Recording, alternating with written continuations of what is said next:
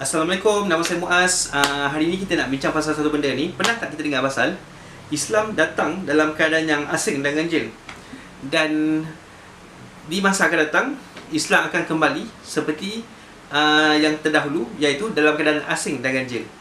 So, apa yang dimaksudkan dengan benda ni ialah ketika itu, ketika di dalam kehidupan orang Quraisy, mereka semua adalah orang-orang yang kafir. Dan ketika Nabi Muhammad SAW mendapat berita yang baik daripada Allah SWT, iaitu kedatangan Islam, Islam mula berkembang. Tapi dalam keadaan yang mana ia begitu asing, sebab ketika itu Nabi Muhammad SAW sahaja yang berkata tentang Islam. Jadi agak ganjil bila ia datang, kerana ramai orang tak tahu pasal benda tu. Dan akhirnya Islam disebarkan di seluruh dunia. Dan apa benda yang akan berlaku di masa akan datang, Islam akan kembali naik, tetapi dalam keadaan ganjil dan asing. Tapi apa maksudnya?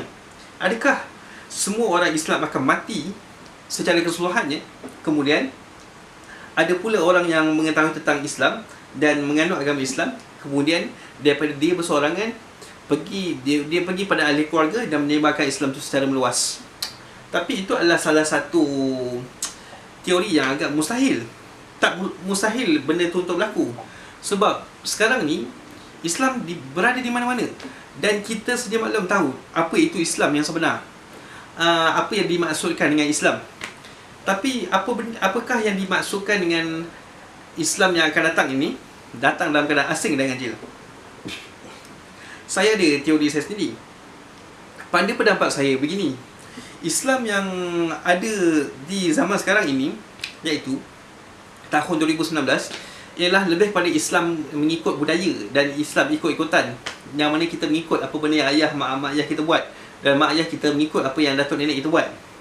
Dan kemungkinan besar di masa-masa akan datang akan ada seorang wira yang hebat dalam dan bijaksana dalam memikirkan sesuatu.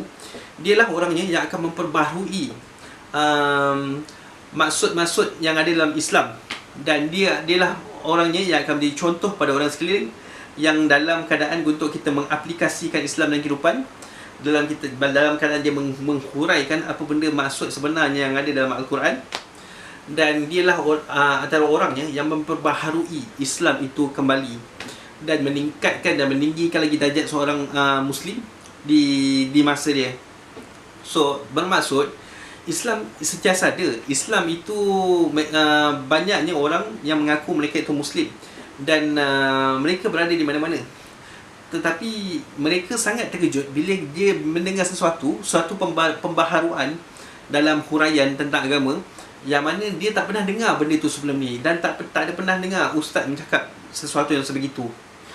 Dan itulah yang dimaksudkan dengan Islam akan naik balik di akhir zaman dalam keadaan ganjil, dalam keadaan tak pernah saya dengar huraian yang sebegitu hebat, yang mana benda tu membuatkan saya terfikir tentang sesuatu.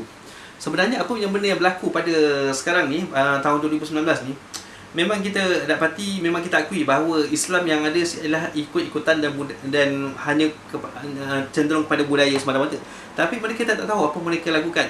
Mereka tidak tahu tentang hikmah tentang perbuatan mereka itu, dan mereka membuat begitu hanya untuk cukup syarat, dan mereka membuat begitu hanya untuk meyakinkan orang sekeliling bahawa dia adalah salah seorang penganut Islam yang sejati kononnya. Tapi sedar tak sedar, insya-Allah, dengan kita memahami lagi Islam ni sebenarnya, kita memantapkan lagi kita punya pemikiran, insya-Allah kita juga akan menjadi sedar, dan kita akan dapat mengetahui tentang makna yang sebenar tentang apa yang dimaksudkan bila kita mengatakan bahawa Islam sebagai satu cara hidup. Dan insya-Allah harap kita lah golongannya yang akan memperbaharui pemahaman tentang Islam, dan insya-Allah dapat juga kita akan mentransform diri kita untuk menjadi orang yang lebih baik untuk keesokan hari. Wallahu alam. Kalau awak ada pendapat-pendapat yang awak ingin bagi tahu, silakan. Dan saya sentiasa sedia untuk mendengar apa-apa pun baik-baik dalam menjadi diri, ya. Assalamualaikum.